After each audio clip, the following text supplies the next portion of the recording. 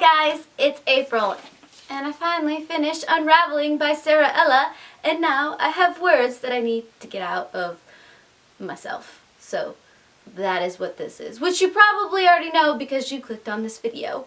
I'm so proud of you. So I will do this review the same way I do all my other reviews. I will do the non-spoiler section up front, and then when I start to get into my spoil-filled thoughts after that, I will let you know. In case you haven't read the book yet and you don't want to spoil yourself, that is when you can leave and come back later because I want to start a conversation with you guys. Now, I will preface that statement with the fact that since Unraveling is book 2 in the series, this in itself will contain spoilers for book 1, but I'm assuming most of you guys already know that already because you guys are very intelligent people, and that is what I like most about you guys. So I received a copy of Unraveling for a free and honest review, which is this thing right here. That is what I'm doing currently. So all of these thoughts are my own. They aren't tainted by anything else. Unraveling is book 2 in Sara Ella's Unblemished series, where we continue on in Elle's journey as she learns what it means to be the vessel for the variety and what it means for the vessels of the void. Elle feels as if something isn't quite right with everything that is going on. She feels like the variety is being suppressed in some way, shape, or form.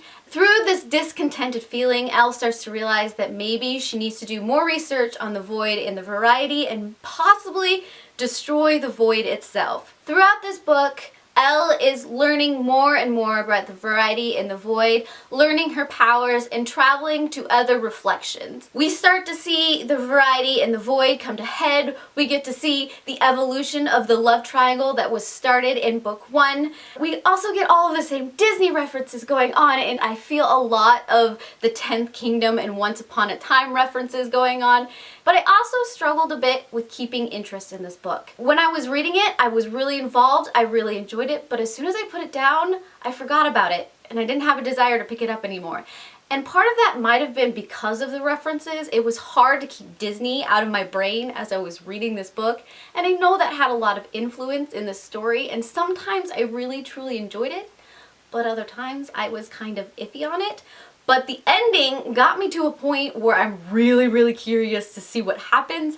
I need to know, so I will be reading book 3. This book was a journey. I struggled with it a bit, but in the end, it hooked me, and now I need more. I need more. I really do. So if you enjoy Disney, if you enjoy things like the 10th Kingdom or fairy tales or all of those kind of little references, this series is one to pick up. It's great fun. And at this point, I am now going to step into some of my spoil-filled thoughts. I don't have a lot of them that I feel like I need to get out there because I explained a little bit about how disconnected sometimes I felt because of the overabundance of song and Disney and all of those kind of references. There were points where I just wanted the plot and the story and the telling to evolve into its own entity. I felt sometimes that it was leaning too heavily on those kind of references, but I understand where they're coming from. It is a big part of who the main character is, which is why it is cute to see them sometimes. There was a point for me where it just felt like too much. And then you have the fact that it is so heavy on these references. It feels so much like Once Upon a Time. It feels so much like 10th Kingdom that you could tell exactly where the plot was going. You knew Joshua was going to become Josh. He was going to be that good boy who turns bad because of his love for Elle. And then you knew that Kai was going to be the love interest just because it is that bad boy trope. It is that bad boy Once Upon a Time. It is that pirate. You knew that's where it was going to go, and the fact that the Fairy Queen was going to be the one who ultimately started it all. As soon as you started picking up those references, you knew it was going to go that way. There was no other way for it to go.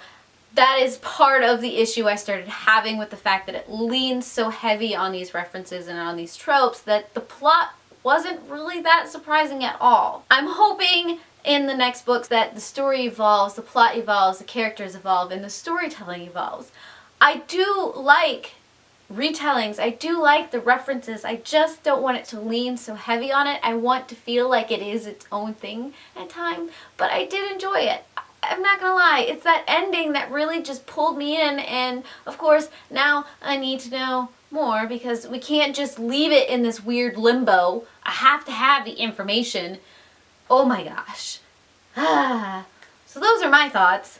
The things running through my brain. And I'm guessing if you made it this far in this video that you have read these books too, and you have noticed the fact that those lights back there are not on. I am just having a field day filming this review.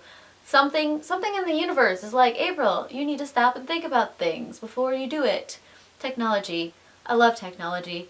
But that is beside the point. Tell me down below your thoughts on this story. I need to talk to people. I need to start a conversation.